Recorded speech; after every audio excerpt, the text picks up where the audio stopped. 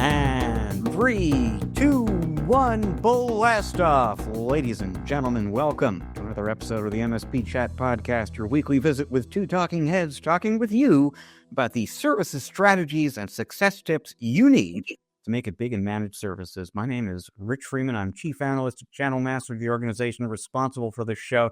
I am joined this week by your other co-host, as I am every week, our Chief Strategist at Channel Master, Eric Simpson. Eric, how goes it?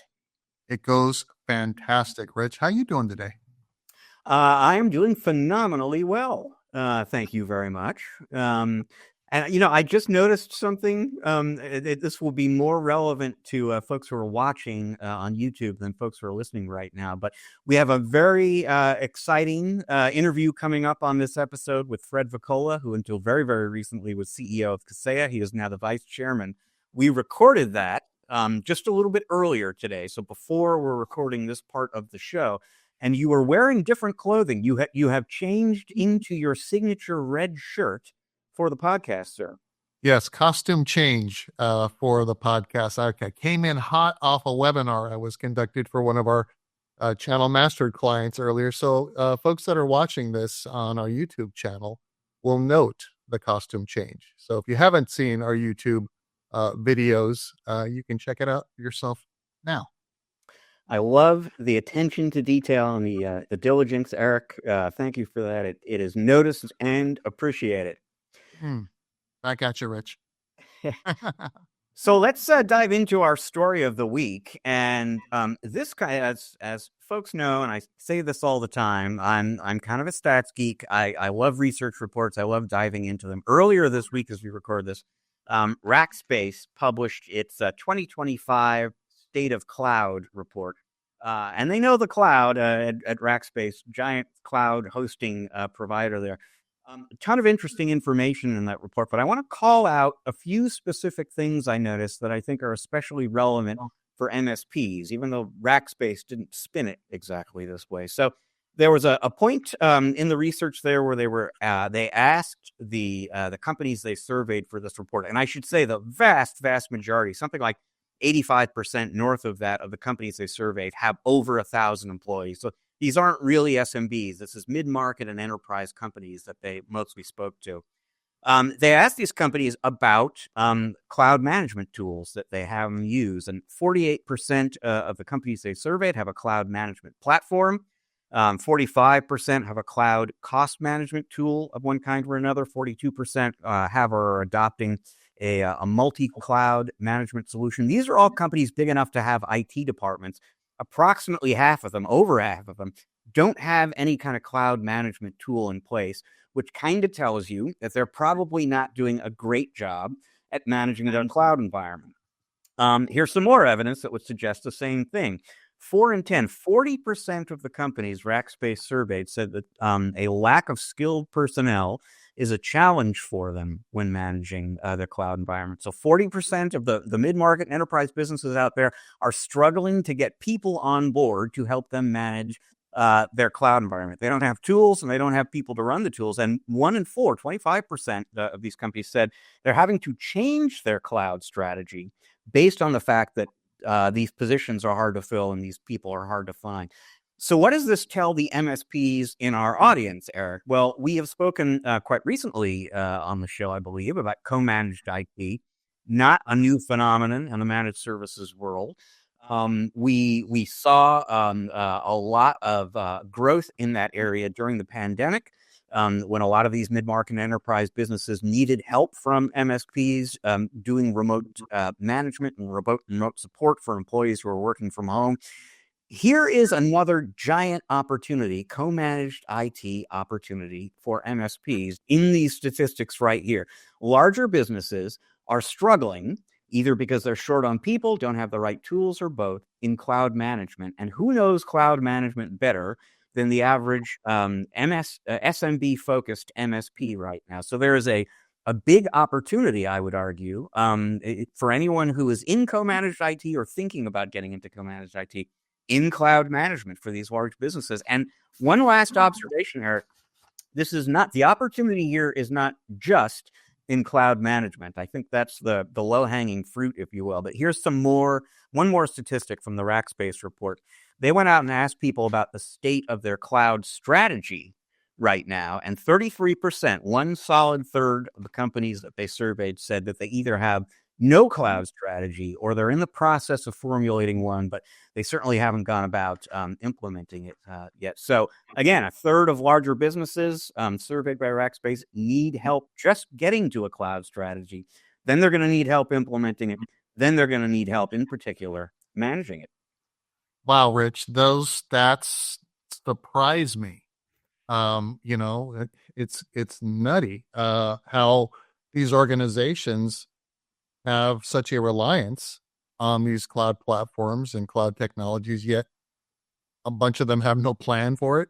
They're understaffed and they don't have platforms to manage them. So yes, it's a call out for MSPs. I was going to try to do a Jerry Seinfeld impression, like, where are these MSPs? I mean, where are the MSPs that are not, knocking the doors down and offering these services? Because like you said, Rich, this is right in the MSP's wheelhouse. And holy cow, if this is the first time you're hearing this as an MSP, I would suggest you explore, some marketing to these organizations and see if they could use some help in a co-managed IT relationship. As we've talked about on the show several times, Rich, the pandemic allowed the opportunity for MSPs to penetrate what was, historically a closed garden of internal IT departments and support, because they feared MSPs being, taking over their jobs and things like that. I think that's gone away, and I think the mature MSPs that are growing their co-managed IT practices have figured out how to have these conversations to dispel any kind of fear about them being, some sort of, a risk to the internal IT departments, and positioning their services as much more strategic, allowing them to, manage the day-to-day operations, or being much more kind of taking care of the noise, allowing the internal IT departments to focus on more strategic activities. So again, opportunity knocks. Where are you, MSPs? Totally agreed. Totally agreed. If this is new on your radar, this is something to investigate. If you're doing co-managed IT, but you're not doing cloud management for those clients, this might be a topic to raise. These clients might be unaware of how you can assist them in that area. So this is opportunity knocking, ladies and gentlemen.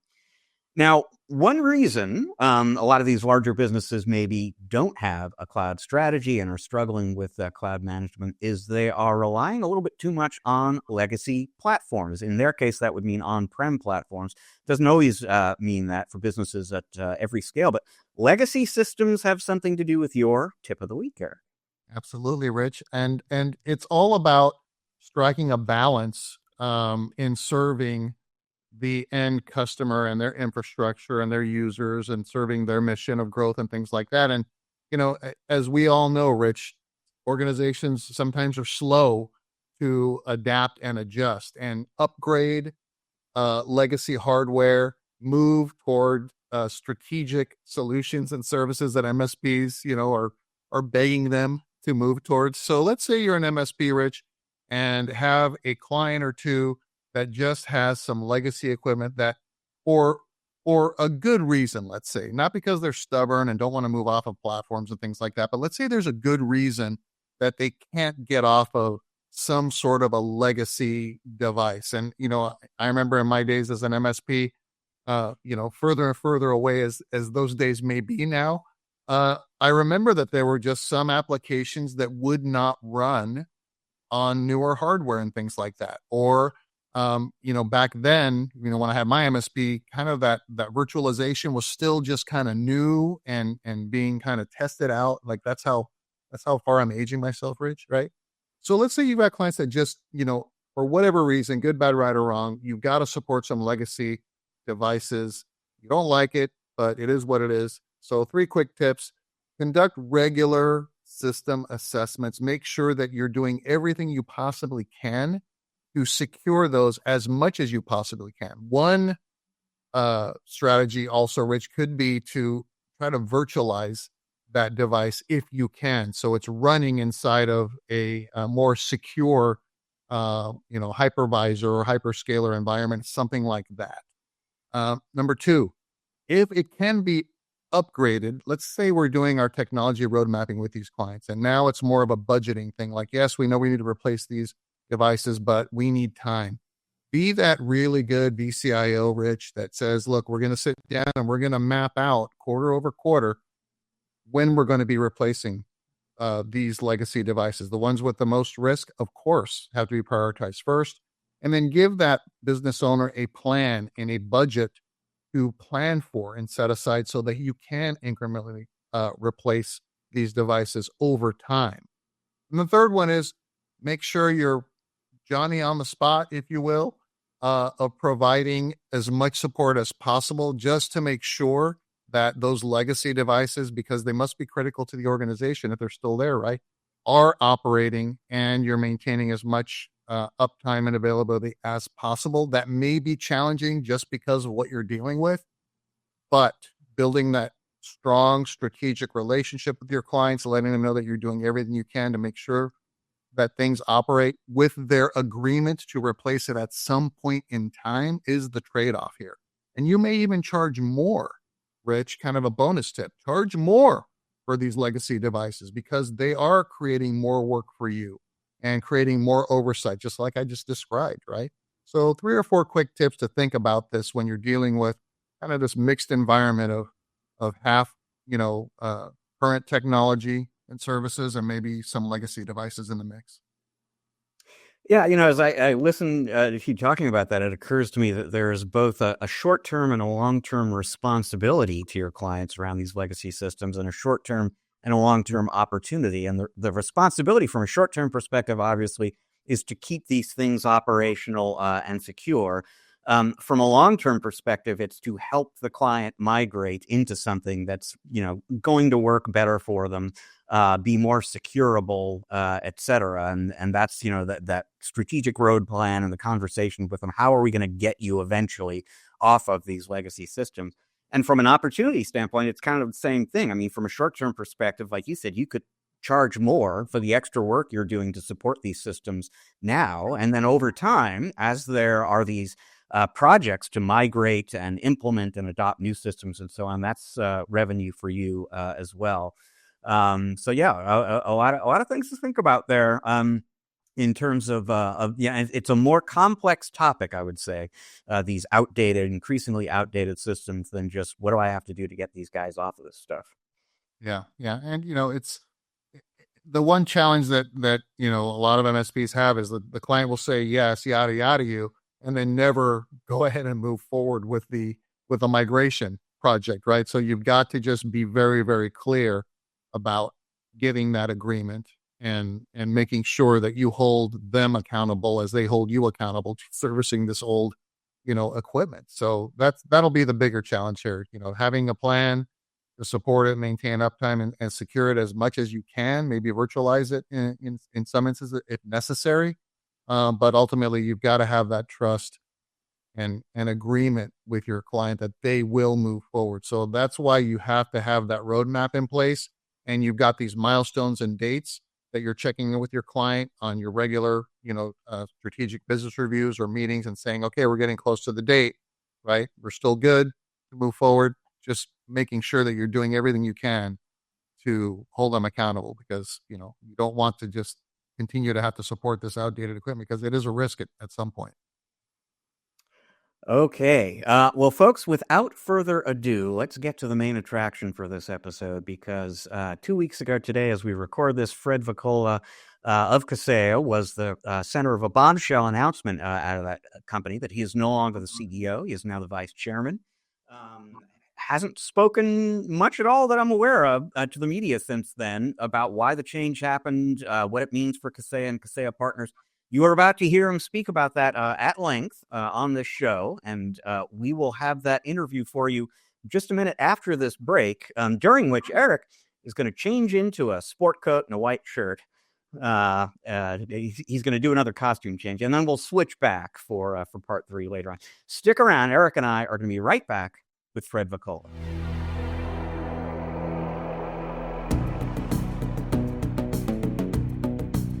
And welcome back to part 2 of this episode of the MSP Chat podcast, our spotlight interview segment, where we are pleased to be joined by a very special interview guest, sort of the man of the hour, the man of the month here. You probably know him best as the CEO of Kaseya. He's now the former CEO and current vice chairman of Kaseya, and his name is Fred Voccola. He's back on the show for the second time. Fred, welcome. Thanks, Rich. Thanks, Eric. And hopefully this is the second of many, many more. But super pumped to be here. Had a lot of fun last time on the show, so looking forward to it. Well, thank you for coming back. I'm glad we did not scare you away from a repeat appearance. Never. So, Fred, there I was 2 weeks ago today as we record this. There I was in Southern California on a business trip. I was wrapping up a business lunch with a solution provider down there. Took a glance at my phone just to see what's new. And by golly, I discovered you have a change of role, a change of position at Kaseya. Totally unexpected news for a lot of folks. And so the obvious first question is, why this change and why now? Yeah, so it's I'll probably go on for a little bit of a soliloquy here, if that's okay with your audience. But so I'm suffering from the winter cold, like I think half of Miami is. So my Kaseya journey started like over 10 and a half years ago, almost 11 years ago. When I started working with Insight Partners, there's a partner there called Mike Triplett. And Mike was one of the founding partners and the partner of Insight. And he's been my partner throughout the journey of the last 10 plus years at Kaseya. And when we were looking and thinking about Kaseya, the idea of IT Complete and Kaseya, which is now Kaseya 365, we formulated that strategy, developed that strategy with a couple of folks that I brought over when I took over the company a little over 10 years ago. So we were working on the strategy well before we officially took over the asset, if you will. And, we started the journey and Rich and Eric, as you know, 10 plus years ago, Kaseya was not in a great place. As the phrase that we used at the time was Kaseya had lost its way. And our job was to bring it back. But our job wasn't to bring it back to being an RMM company. Our job was to create Kaseya 365. We believed the thesis for the last 10 years, and Rich and Eric, you've heard me talk about this for the last 10 years, is to create a platform purpose-built for MSPs that changes the unit economics of an MSP by bringing all of the functionality, all of the technology kit they have to use, bringing it together in one place, one interface, one screen, integrating it at a very, very deep level so that it can provide substantial automation for the MSPs and offer that solution at about a third of the price. And we started the journey by calling this vision IT Complete. And over the last 10 years, we've spent $12-14 billion building out IT Complete organically. We have several thousand engineers every day that are banging away at it. We've made 18 acquisitions, including Datto and IT Glue and Rapid Fire Tools and ID Agent and Graphis and Rocket Cyber and a number of them. And in 2024, it's always weird in January to think about what year you're in, right? So in 2024, the culmination of that monster effort was released on stage at Las Vegas with Kaseya 365. You're both there. And Kaseya 365 was the reason and the vision that I had when I restarted Kaseya. They now call me the co-founder of Kaseya because we co-founded a new company in 2014. And we started this journey. And at that point, it was a long road. It's been an 80-hour-a-week job for 10 plus years. And I mean a legit 80 hours a week. And it's a lot. So when we released Kaseya 365, it was very similar. You never want to say mission accomplished because we have so much more we're going to do the next 5 years. I mean, we have just so much more we're going to do as a company, which is going to be amazing. I'll love to talk about that as well. But, after Las Vegas and after we released Kaseya 365, and after the first day of the show, we had over 300 partners who had bought it. Now we're well over 7,000. I think it might be over 8,000 now. I didn't check the numbers in the last week. We've accomplished it. And after the show in Las Vegas, and I told you the story, Rich, about being backstage at the show and, not knowing how things were going to go and getting a text from one of my executives saying that the fire marshal, saying we have a big problem. The fire marshal has an issue with the vendor pavilion. I'm like, oh boy, what's the issue? There's too many people in the Kaseya 365 area. We're having to turn people away. And I was like, okay, looks like we did something right. And at that point, I shared with my financial partners and started thinking about I don't know if I want to be the day-to-day CEO of Kaseya, how much longer I want to do that for. I didn't have a timeline. I just knew that there's a lot of things in life that I wanted to do. And, I had some personal things take place in the October timeframe. And, I lost my father and was my best friend. And I think I was lucky enough to be there and, spend a lot of time with him on the very, very, end of his life. And, it was time. It was time to say, there's only so much money you can make in life. Well, no, I guess if you talk to Elon Musk, there's a lot of money you can make in life. But, Kaseya is a great asset and a great part of my life. And after Kaseya 365 was the vision and we got there. So, after Kaseya 365, I started, I say we, the board and myself, I've been on the board for since the inception. We started upgrading the executive team's talent. If you notice, we have a new COO, not new anymore, Ryan Corson. It's been almost 10 months since Ryan's been here. We have an outstanding CRO. We've promoted Mike Sanders, our chief product officer, Ranjan Singh. We brought on a new global head of HR. We brought on a new chief marketing officer. All this has been done over the last 10 months. As we knew that we were going to be, making this transition. So it's not sudden. Something's had in the works for a while.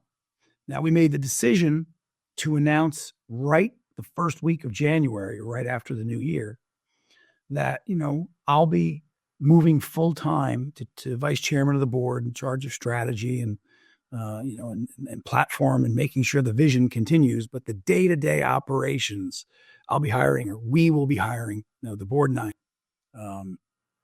or I should say that my fellow board members and I will be hiring my replacement to be CEO. And that process has been underway now. And we're talking to folks. And, I get asked this question a lot. It seems sudden. And there's a couple of different schools of thought as to how to go about a founder type person, moving out of the day to day and moving into a chairman type role. And one of the things that we try to do at Kaseya is try to be transparent with our partners. There's something super unique about Kaseya. I love this company like it's my child. And one of the coolest things about it is our partners are fully dependent upon us. So when we screw up, it really screws up their business. And we've had a couple of mistakes, over the years. When we do well, it's exponentially valuable for our partners' businesses. And we've had lots and lots of success. Kaseya 365, for the over 7,000 partners that are currently active on it, we are generating, or they are generating, an additional run rate of over $1 billion of incremental profit. $1 billion of incremental profit yearly from the partners using Kaseya 365. That's awesome. And we set out the goal to change the unit economics for MSPs. The average MSP, the average non-Kaseya MSP runs at a profit margin of about 10%. Our North Star was to build this platform so we can provide the automation, the completeness of a platform, as well as offer at a price point that changes that unit economic math. So from instead of being a 10% profit margin industry, the industry should be around 35 to 40%.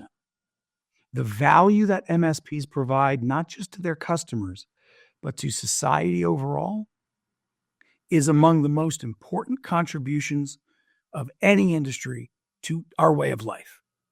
Small to mid-sized businesses make up over 70% of new economic activity.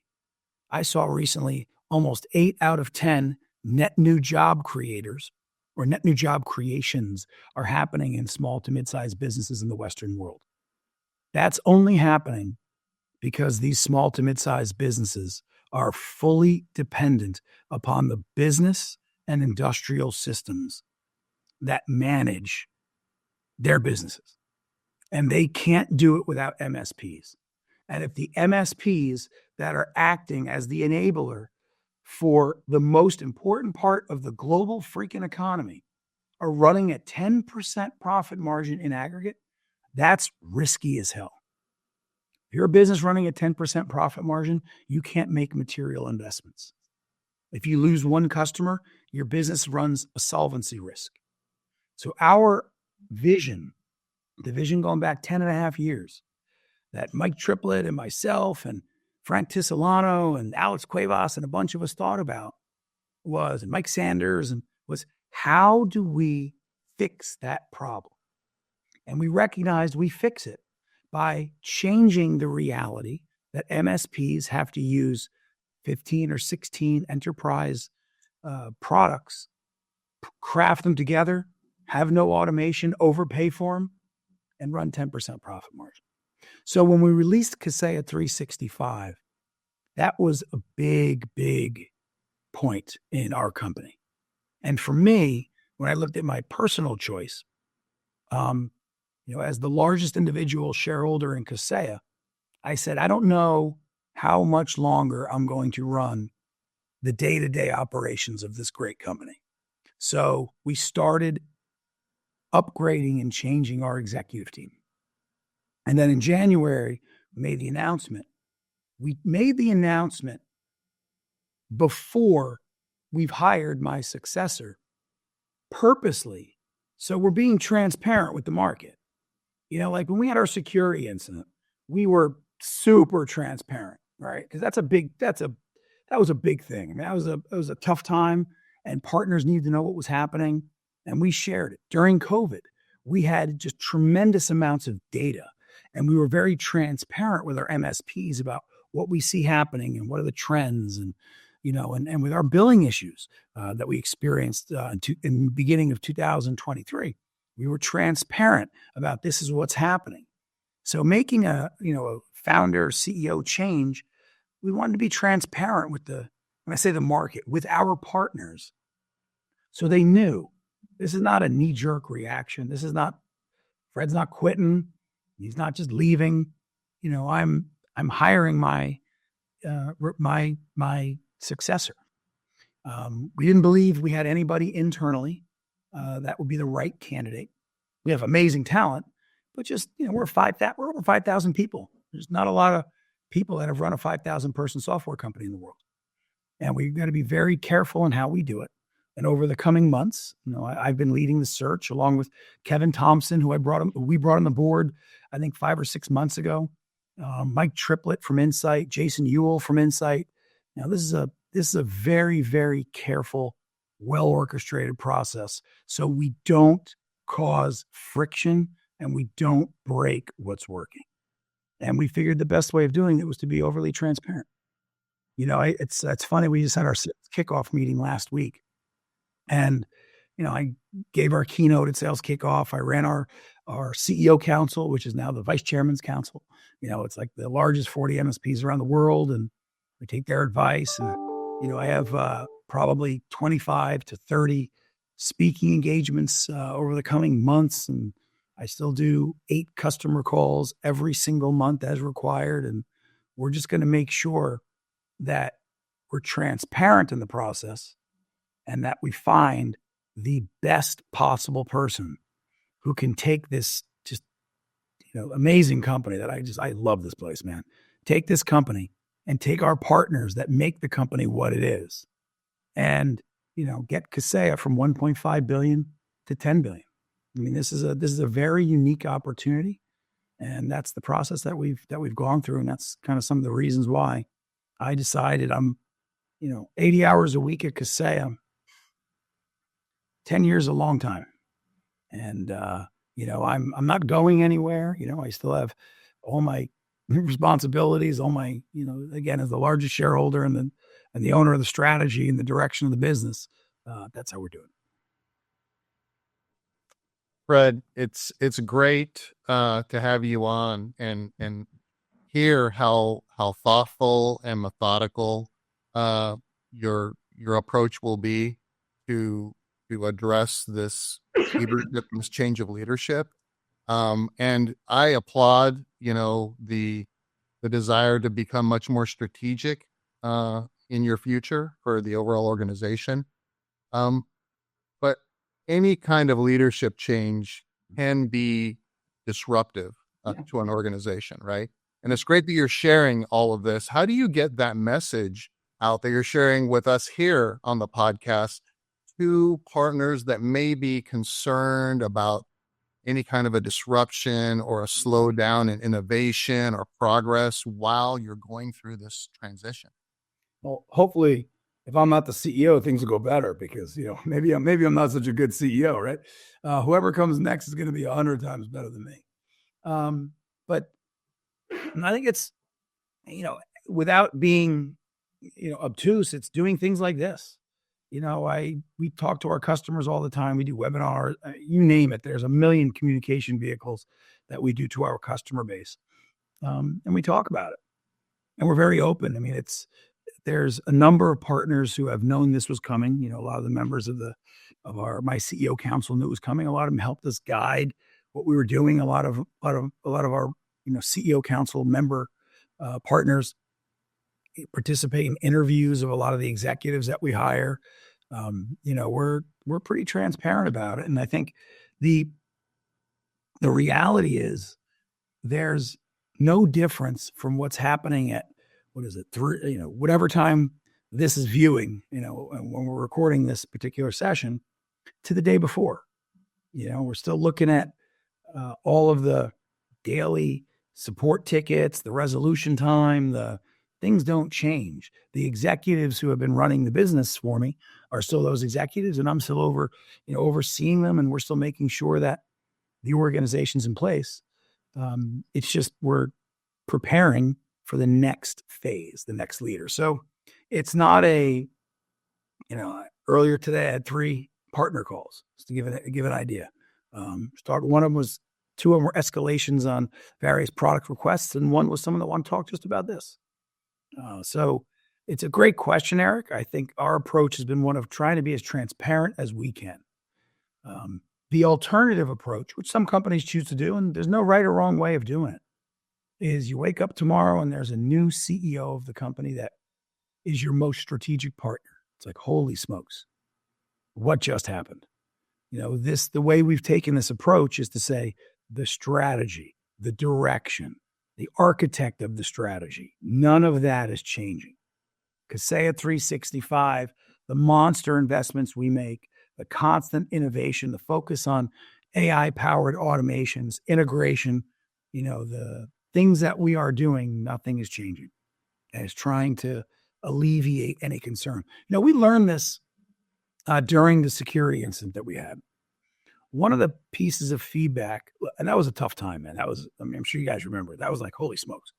And one of the things that, our immediate approach is just right away, over communicate, because, we are, Kaseya partners spend 7, 8, 10% of their revenue with us. That's a responsibility we take really seriously. So I think that it really hit the company and myself beyond math, just how strategic and important our relationships are with our partners. It's just critical. And so that's really what, drove us to then take the overall approach of over communicating and, to take this approach as well. So in this new capacity as vice chairman, you're going to be in more of a strategic capacity with the company. You're not going to be engaged day to day. There will be a new CEO who's running the company day to day, week to week. Tell us a little bit about what you will be doing, a little more specifically about what you'll be doing strategically as vice chairman, and how sort of engaged with the company on an ongoing week to week, month to month basis you'll be. Yeah, I think, my job now is, so basically all the strategic stuff I do now will continue, right? Like, what is the direction of our products? Where do we take the platform?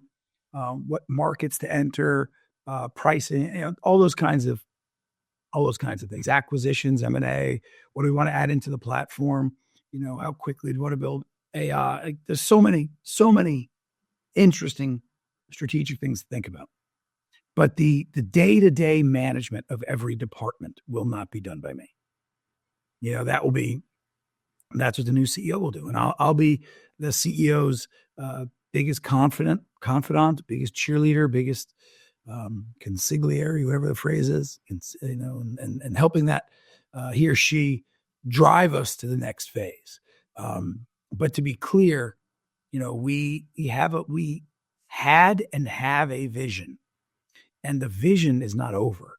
Kaseya 365 is the beginning. And the next phase of where we take this business after we get every MSP powered by Kaseya, leveraging Kaseya 365, driving unit economics where their profit margins are 35 to 40%, where they're literally automating up to half of what they do. There's so many things that come next. There's so many things that we can do for MSPs and help MSPs deliver value to their customers. And those are the areas I'll be working with the CEO and the team on. And like every executive and every owner and every board member at Kaseya, we like to say, we all have our sleeves rolled up every day, all day. There's no such thing as an ivory tower at Kaseya. Our culture is a culture of grit. It's a culture of getting it done. So, as much as I'll be focused on strategy, if ever there's anything that needs to be done, I will be diving into it just like every other board member and every other resource Kaseya has to solve problems. But in general, the day-to-day, the typical CEO day-to-day accountability management, that will be transitioning to the new CEO. So, Fred, it sounds like while you're transitioning into a much more strategic role here, you're going to be busier than ever. So let me ask you just kind of a different question. Beyond serving as the vice chairman of Kaseya, like what's next for you? What's in store for you beyond that? Oh, wow. If I tell you, I got to kill you. No, I'm joking. A lot of things. First is Kaseya. I bleed Kaseya blue. And I will forever. So it's gonna take a little while to find the right CEO. And that happens. And, I've spent a lot of time, doing a lot of civic work, and, there's some things there I think I can contribute, and, and focus on. And, I'm purposely being evasive, Eric, because there's some very specific plans that will be happening over the next several years. But it's first and foremost, it's Kaseya. And I'm not trying to duck the question. I hate when people do that on interviews. I think it's such BS when they just give like crap answers. But there's the next 9 to 12 months is, it's Kaseya, like a lot of Kaseya. The 3 years after that, I'll be continuing to work with the new CEO. And there's some civic things and some other types of things that I'll be starting to invest time in. One of the things I am most proud of about Kaseya is the fact that the culture we have at Kaseya, like the Kaseyans, they are all about two things or several things. One of them is making the partner successful. Like just making the partner successful. I tell the story and I tell it with a lot of pride. We had our security incident. It was scary. And at the time we had about 30 or maybe 35,000 partners. I can't remember the exact number, maybe 25,000 even. And we spoke personally to about 99% of them within 30 days, like on the phone or on a Zoom, speaking one-on-one, saying, Mr. and Mrs. MSP, this is what's happening. This is what we're doing. And we were putting messages out there every day and, and trying to communicate, but we talked to every single one in a meaningful way. Now that's not easy to talk to 30,000 or 20,000 people in 30 days. We had our account management team, our cybersecurity team, our managed SOC team, our technical, everybody was in the office until 11 o'clock, Sunday through Sunday, doing everything they could to reassure, communicate, over address. And they didn't ask for a single damn thing to do that. And there are not a lot of companies that are like that in the world. It's a very gritty company. It's a company where the people really, truly care about the partners. And the second thing that we say at Kaseya is we're about changing lives. And we're headquartered in Miami. We got a whole bunch of first generation Americans. We've had liquidity events over time. One of the things that you'll hear, I spent a lot of time in the Valley and Boston and other places where there's great technology companies. And, when technology companies do well, people have financial gains. And you'll pull into the parking lot and you'll see like a Ferrari or a Porsche or some fancy car. And at Kaseya, and this is like really heartwarming. It's so cool.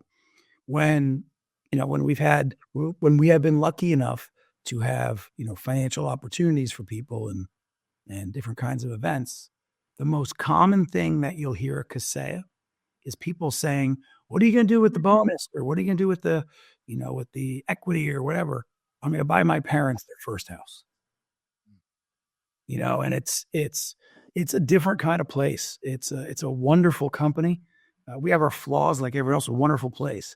And that idea of changing people's lives is one of the things we have at Kaseya. And when I think about, what I want to be doing, Kaseya was a commercial, it's an amazing company. We created tons of value, changed thousands of Kaseyans' lives. Hopefully we have changed permanently the unit economics of the entire MSP industry. So 3-person MSPs, don't worry about going out of business if they lose one customer. We give them the rewards they deserve, the recognition they deserve, and the respect that they deserve. And for me, I want to continue to make people's lives better in various capacities. Best way I can answer that, Eric. I appreciate that, Fred. Thank you. So you folks, and the rest of the board, you're in the process of hiring a new CEO. I can kind of guess the answer to this question based on some of what you said about the division of labor going forward. But I mean, paint us a sketch of the kind of person you're looking for, the skills, the experience, the expertise, etc. Yeah. Yeah. Someone who is incredibly, incredibly better than me. That's the best way to answer. Now, I mean, look, I don't know how appropriate it is to go over like what the attributes are. There's a hiring process that we go through, and most CEO searches are there's a methodology for it. Just like there's a methodology for building software and methodology for building accounting. There's a pretty good methodology, but I assure you that the candidate and the person that we bring in, whoever he or she may be, will be 100% focused on the channel, on the partners. They'll be a very partner-centric person. They'll be a very strong operational person, understanding that the experience of working with Kaseya has to be perfect. Understanding that, providing a platform that changes the unit economics is half the battle. The other half the battle is making Kaseya the easiest, simplest, most friendly company to work with, getting rid of any friction, continuously innovating, never stopping innovation, never stopping the quest to realize that MSPs are the most important thing at Kaseya, and we have to make their lives better. And now, that's a high level answer, but that's really what's critical for the next person to run this company. Fred, you've mentioned several times that you're looking for someone better than you, right? Yeah. So, of course. So my question is, what, with a new leader comes change, right? Under their purview, what kinds of things do you predict or expect might change under a new CEO, and what things won't change?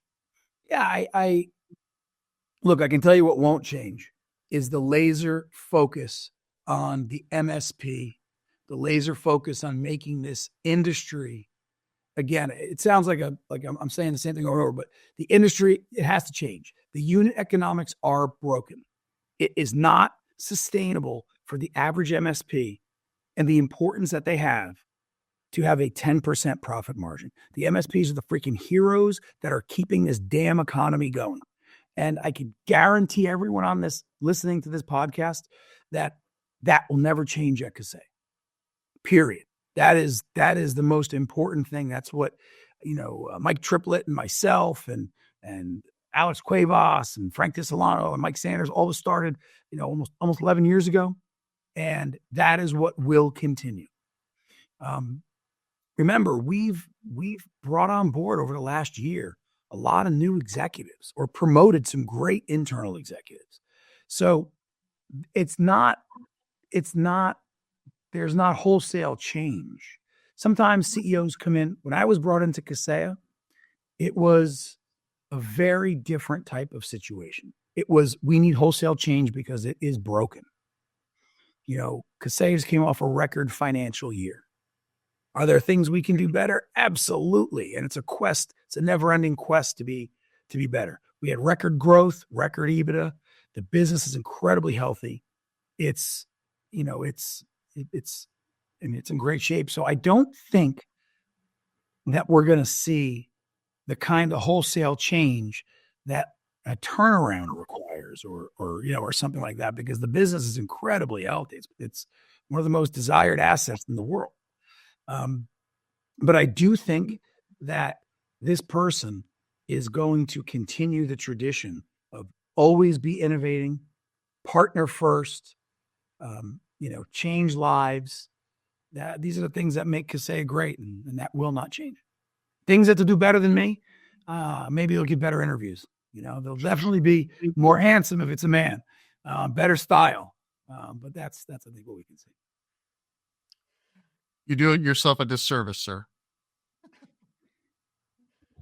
So, Fred, last time you were on the show was last summer 2024. Somewhat unexpected, actually entirely unexpectedly, you revealed during that interview that there was very big, huge product news coming at DattoCon, which was still a few months off at that point. That turned out to be Kaseya 365 User, which was the second big installment of the Kaseya 365. So here we are, a few months away from Kaseya Connect Global, your big conference in Las Vegas, happening very end of April. Eric and I, of course, will both be there. I'm gonna test my luck, Fred, and see if I can get anything out of you about what the big news might be, because I assume there will be more news.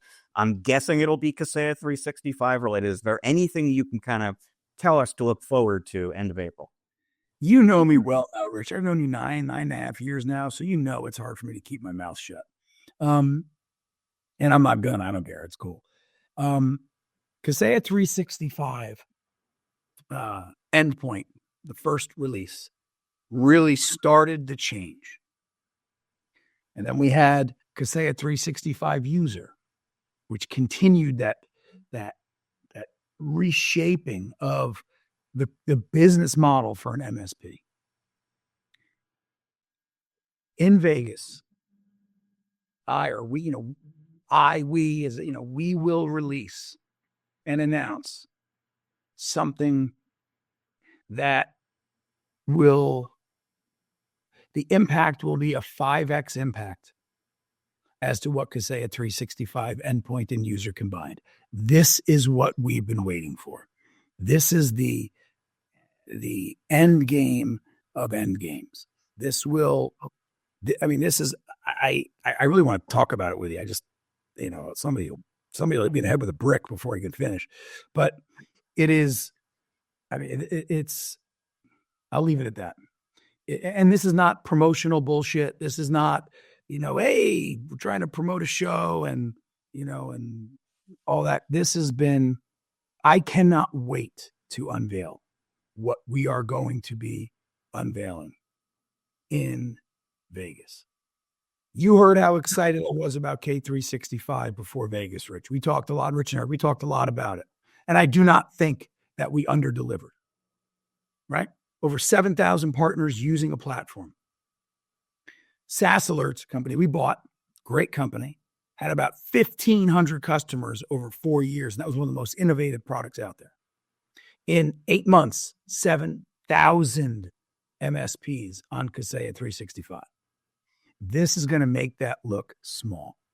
The value and the change that this will do for our industry will be, it'll make Kaseya 365, the announcement that we did last year, it'll look small. It's kind of like, when you have like a movie trilogy, and the first one's great, second one's great, the third one's like, holy freaking, holy smokes, this is amazing.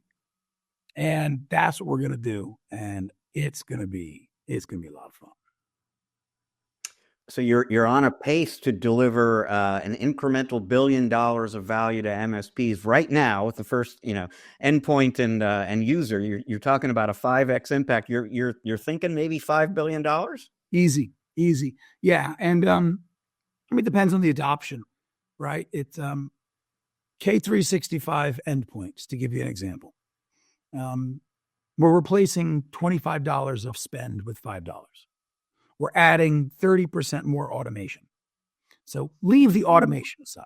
Leave the efficiency gains that you provide for the MSP. So when they close 5 new accounts, they don't have to hire a new technician. Leave all of that math aside, right? Leave the fact that technicians don't have to work 100 hours a week extra. Leave that aside. We're providing approximately $20 of pure profit per endpoint for every single Kaseya 365 customer. That's pretty incredible. That's hard cash. That's not efficiency gains or funky, weird, politician math. That's 100%. Same thing with user, right? Except instead of looking at the endpoint, it's all the things licensed to the user. What we will be releasing in Vegas is it combines the two and it takes it to such another level. And it will change how MSPs, not only their financial model, but their operational model. And, it'll be a lot of fun. Well, we look forward to it. We did before. We do even more so now. So we will see you there. I don't think we oversold it, right? I think it's safe to say we didn't oversell it. We're not overselling this. This is going to be pretty cool. You've got a pretty good track record of over delivering, Fred. We're trying, and the team, the board, Kevin Thompson's been great. Mike Triplett, that is, everybody's been great. They've been Insight's been and TPG and Tomasic and our investors. I've been with Insight the longest, have been so freaking supportive of this vision. It's, I can't wait to Vegas, man. It's going to be great. It's going to be great. There'll be a lot of Bon Jovi songs played by the band at the party night. I promise you that. But yeah. Well, I'll say now what I said in my blog the last time, when we spoke to you over the summer, and you said there was huge news to come in October at DattoCon. Let the speculation begin. About what we've got months now in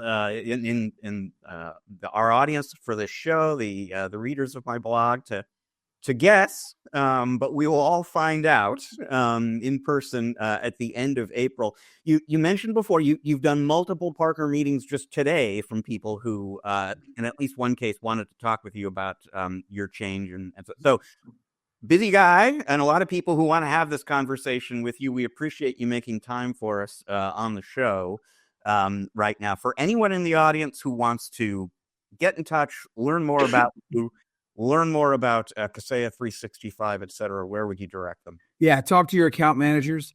If you're a current customer, talk to your account manager. Ask them about Kaseya 365. Ask to do a profit fuel.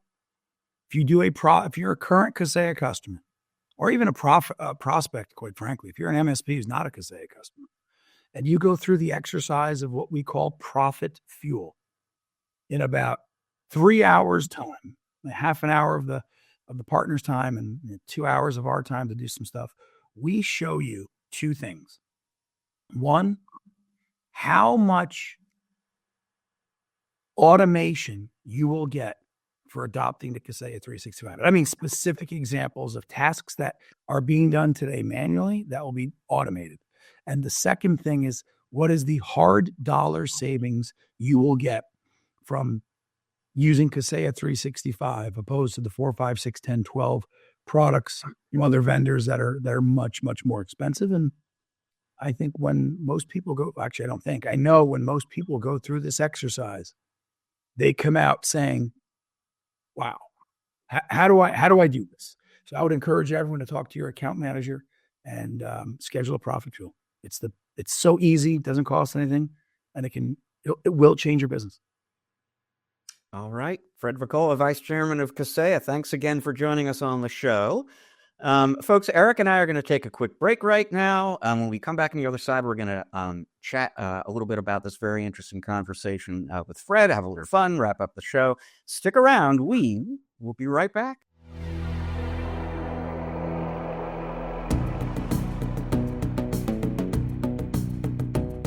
And welcome back to part 3 of this episode of the MSP Chat Podcast. Very interesting conversation with Fred Voccola. They're very enlightening. You read a press release about something like this, where the CEO is stepping out of that office. He's stepping into the role of vice chairman, and we're searching for a replacement CEO.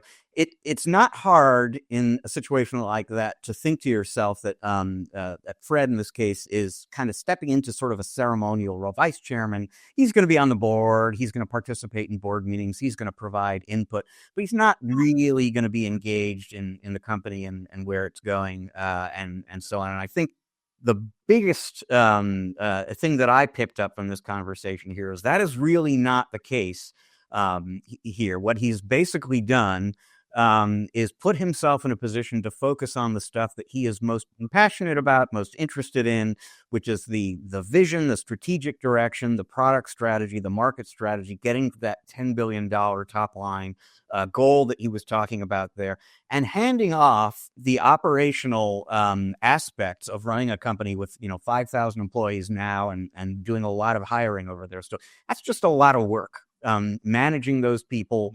Keeping the books and invoicing and billing, and it's a lot of work.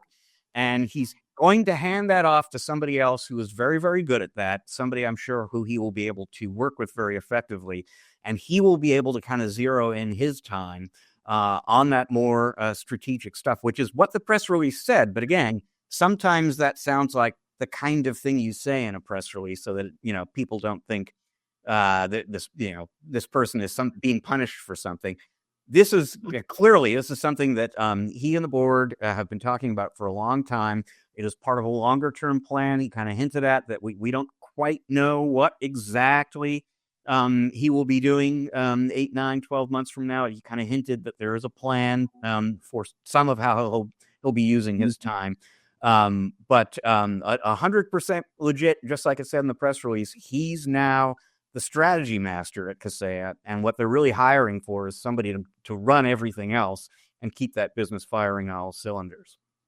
Yeah, you're right, Rich. I mean, clearing the noise away so he can focus 100% of his time, energy, and effort in growth, in strategy, and things like that. I can just imagine, well, it's hard for me to imagine how he juggles all of those responsibilities as the CEO.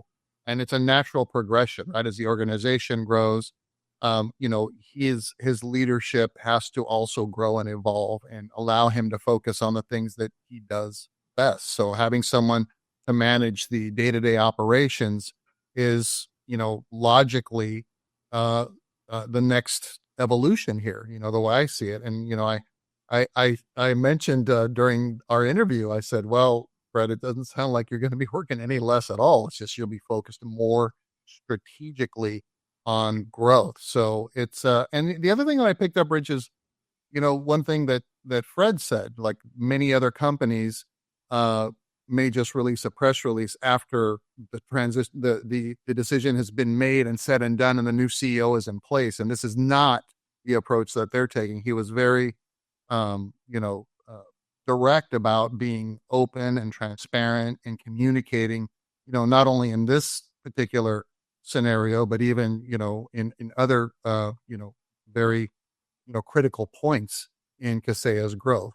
And he said, look, we're over communicating. So it is a different approach. And, it's something that, has to happen organically for the organization to get to that next milestone that he was sharing with us. Well, he did mention early on in the conversation he's been putting in 80-hour weeks for a little over a decade at this point. So I kind of hope that zeroing in on strategy gives him a chance to cut that back a little bit.